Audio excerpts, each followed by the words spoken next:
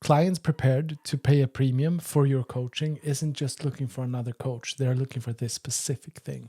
So we'll show you what made us invest more than 70,000 euros in a coach in less than 24 hours and how you can reverse engineer it.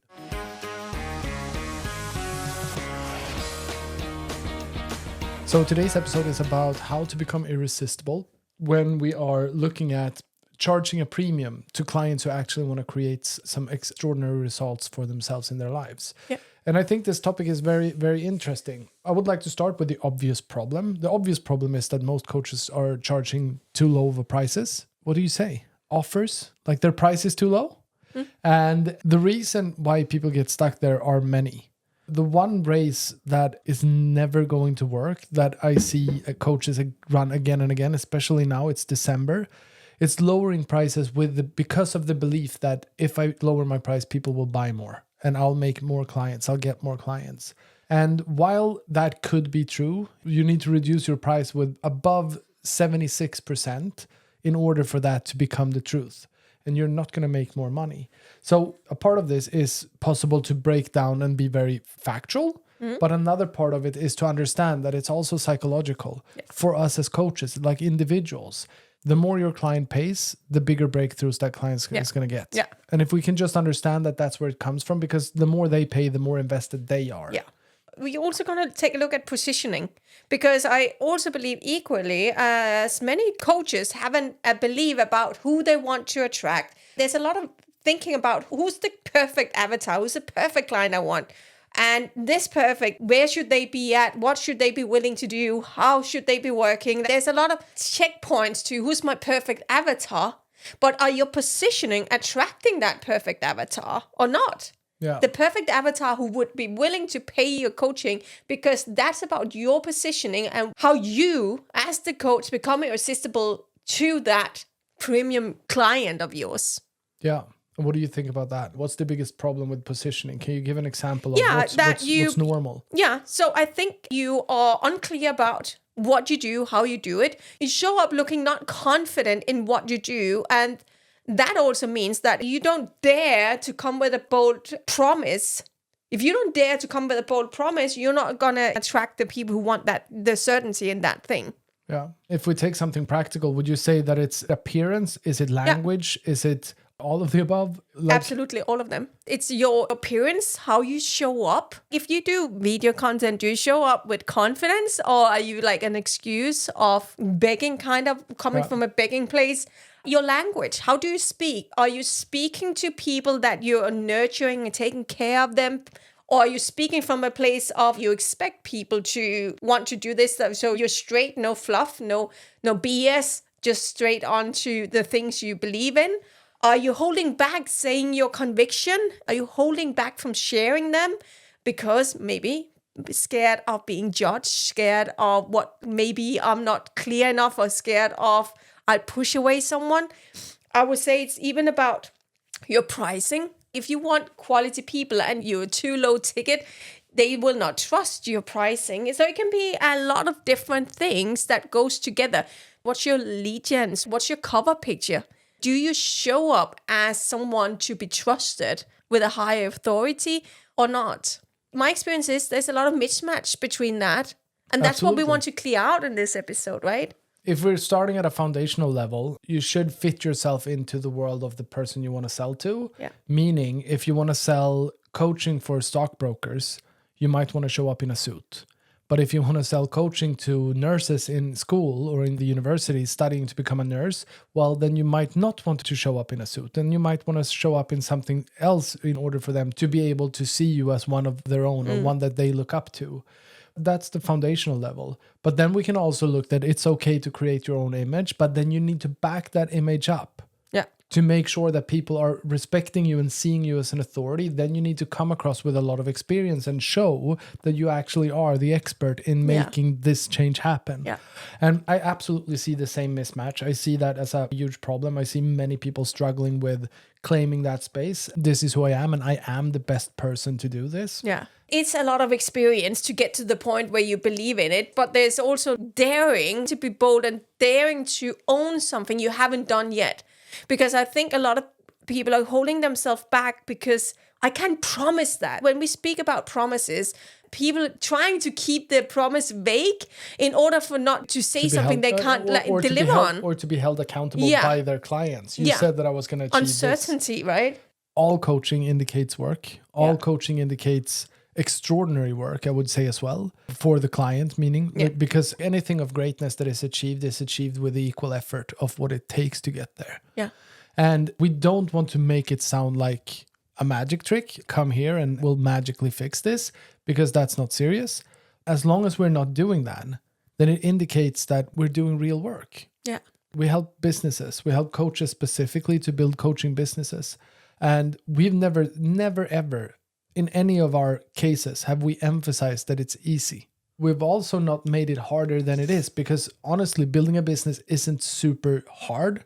It's only as hard as we make it. And unfortunately, people have a tendency to make it hard, to build complexity, because when we build complexity, then it resembles our emotional approach to the same thing.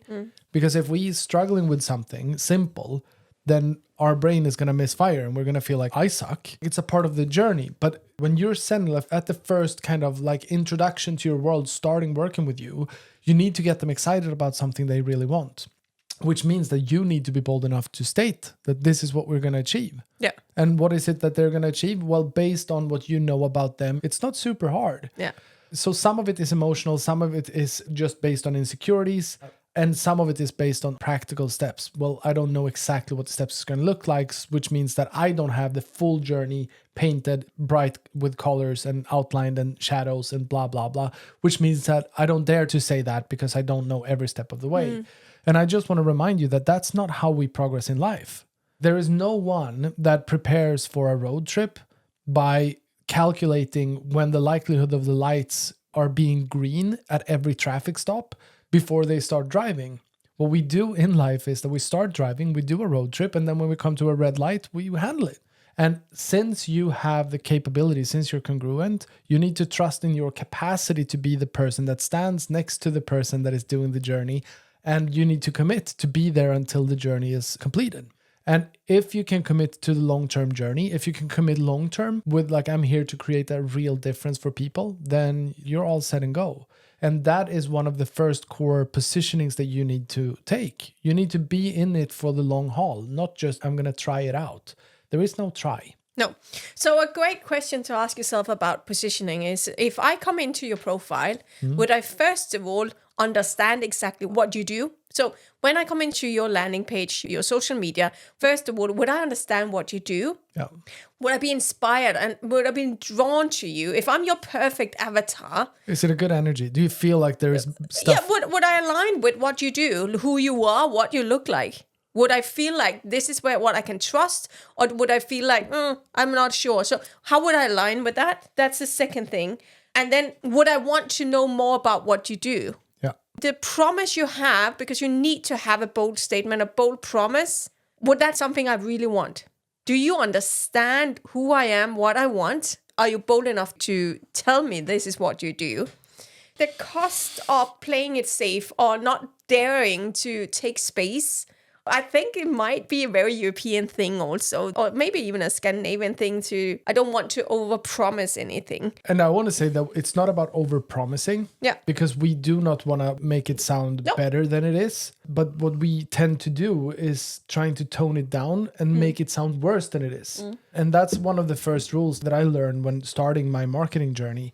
Don't make it better than it is, but for the love of God, don't make it worse than it is either. Yeah. What does having a high authority, what does that look like if we're coming from the space of looking premium? That sense of you being a premium coach? So first of all, I would say that your commitment still needs to shine through. You're really committed. This is what I do. This is who I am. Owning up to all parts of it. How do you look like that? What does that mean? But so what does commitment look like? Yeah, well, show up with certainty. Yeah. Absolutely. We need to show that this is what I do. This is who I am. And yeah, certainty needs to shine through all of that. And how do you build certainty? Well, you build certainty with acquiring, first of all, committing. How do we become confident in what it is that we're doing? Well, we committed to make sure that all the things I know I'm going to use to make this happen, and all the things I don't know I'm going to learn to make sure that I get this thing happen. most of our investments, they've been about 25, 26, 28, 30K. But I think the biggest investment we've done in our business is 70K for a 1-year program. Yeah. What would you say was the things that made us make a decision within 24 hours, I would say, to give away 70,000 euros? What was the things that made us spend that much money into one person? At the time, we couldn't outsource what it was that we were doing. We didn't have a system to give it away. Yeah. So we needed a sales academy that could be us. So we had a huge pain, and this person came in and could explain, first of all, our pain, but also answer to how that pain would disappear if we did this thing, which is in his case was, let's build this out. Let me help you build your sales academy out. Because it's a lot of money. 70,000 is a lot of money. So what made us trust this person? So I would say that one of the parts was that we got recommended this person, which was a huge factor in our decision making. Someone else had worked with him and they loved what he'd done. But then also him owning up to, this is what I do, this is who I am, and this is what I charge. Yeah. A high premium is usually a good thing. It's not always a good thing, but serious people selling premium products, I want premium. I want my clients to experience the best. I want my business to do the best. I want it to grow. So in order for that to happen, I need to invest in the best. And at that point, he was the best option that we had. So we chose to move forward with him. So people would trust other people rather than you to start up with in building that certainty in spending a lot of money. So how can you utilize that when you do content? Well, case studies, use client videos of people explaining why this is so good. So use testimonials. Do interviews with your clients. Yeah. Like have them tell their stories. So and have that a other system people, for referrals. So people would refer you. The second thing you mentioned here is that this person came in with so much conviction that he wasn't blinking saying it's 70,000. He wasn't blinking. There was a lot of conviction. So it's not like any excuse. And I think this is a very important thing to be aware of. What's happening when you sell premium? If you come in and say your price and say, hey, is that okay? Do you have that? And like, is that possible? You start feeling you are uncertain about, is your pricing good enough or is it worth the pricing? So this person was super clear. It was not trying to convince, not trying to sell it in as why this is important, but leaning back and saying, this is how much it is, this is what I'll be doing, and this is what you'll get, with full of conviction and certainty in his offer. So that's one thing that's very important. Have certainty in your offer. If you don't trust your offer is good enough, there's something you need to go back to and fix. Then you need to build out your offer so it becomes better. But you also need to work on yourself, as you said, work on yourself, your certainty. Because if you don't believe your offer and you kind of try to hide the price when you're saying it, then it's going to be hard to position yourself in the premium space. Yeah. Is there anything else that you would say about what made us choose this person to spend this money? For us, it was a non-negotiable to develop this area, and he was the best option available. Yeah. Like I said, we are investing in the best stuff. It wasn't really a question. No, so it was a bold promise because there was a clear promise, which meant us when you spend 70,000, you also need to know there's a clear promise. Of course. So clarity about the offer, certainty, all of that, super good, but also knowing the outcome. This is what we'll have. Yeah. So there was a clear promise. This is what you'll have. In 3 months, this is what you'll have. In 6 months, this is what you'll have. This is what you'll have in 12 months. And what we were going to get, the promise was clear, aligned with what we wanted to have. Taking that to you who are listening here, having a bold and clear promise. Dare to trust that I'll get you here. And then figure out how that would look like if you're not confident in it when you say it, but you need to figure it out. But you need to believe yourself that you'll get to this, and there needs to be a clear promise. If you can't own a clear promise, then you need to go back again and work with the certainty. Yeah, and maybe you shouldn't charge 70,000 euros for any of your services yet. But it's the same if you're selling for 4K. Yeah, it's absolutely. Not that. But what I wanted to say was that, but it can also be that you're going to speak to a lot of people on your journey in your coaching business, and your flagship, your main program might be a 4K program. Here's a game changer that can help you to just own up to what could you do beyond that program. Let's say that someone wants more. Let's say that you have a 4K offer, 3K offer, flagship program, it's 3-4 months. Then what I would recommend you to do anytime you meet someone that is good fit but a little bit more qualified, which means they already know a little bit more, they aren't beginners or they aren't really at that level where most of your people come into this process, then add one-on-ones to it and ask yourself, if you were to work with this person for half a year together with this program as a foundation, so they'll go through the program, but they'll also get one-on-ones with you, what would that price need to be in order for the outcome that this person wanted to be reasonable investment? Then you can take yourself out of the equation for a second, and then you can figure out, so what should this payment be? The moment you take yourself out of the equation and you realize that this extraordinary result, if we do this based on my foundational program or my foundational philosophy of how I deliver and how I help people, and with the program, on top of that, we are going to work towards extraordinary outcome. I would say it's very rarely that it's going to be valued by you objectively less than 10,000 euros because it needs to be specific. But that means that you have the potential of the clients who are a little bit further ahead or the leads that you meet that are a little bit further ahead. You could actually sell them the exact same program with an extended one-on-ones together with it. And based on the program being the foundation and you being the coach, you could work for 6 months with that person and charge them between 10 and 12,000 euros. And what do you need in order to get to that point? Well, you need to commit to that I'm going to be the person that's going to help this person succeed. And the moment you are committing to that, you can gather as much certainty as you need to just tell them, I'm going to be here. If we were to just squeeze out the most important values from this episode, what would you say are the most key cornerstones in order to be a premium coach? What is the most important things to think of? It is daring to be specific. Yeah. It is daring to have an opinion about your niche, your way of doing it, and how to make sure your clients get results. Yeah, and how others are doing it and how others are trying to do it. Like build an opinion in regards to all the different ways and why your way is the best way. So clean out the fluff and get to the specifics. And then your language, your appearance, your language, your energy you speak with, and what words you come with, how the conviction you speak with, the confidence you speak from. Yeah, and I also want to emphasize that can look very differently depending on the personality. I mean, I can have a lot of certainty and you can have a lot of certainty and we can speak about the same thing, but it can look very differently because we need to fit it to our personality. So it's not about becoming louder or aggressive, or it's not about creating yourself or making yourself into something you're not. It's about leveraging the skill sets you have and what does it look like when you're dead certain, and then look through your personality and figure out what that looks like and then give that. Yeah. And then I would say something that's very important that is often missed and we don't speak enough about. Have expectations to your audience or to your avatar, meaning when you're DMing, when you're in chats, make sure, first of all, your language from your content also goes into the DMs. But ask questions, like come from a place of certainty when you ask questions. Dare to ask questions. Ask specific questions to understand the person you're talking to.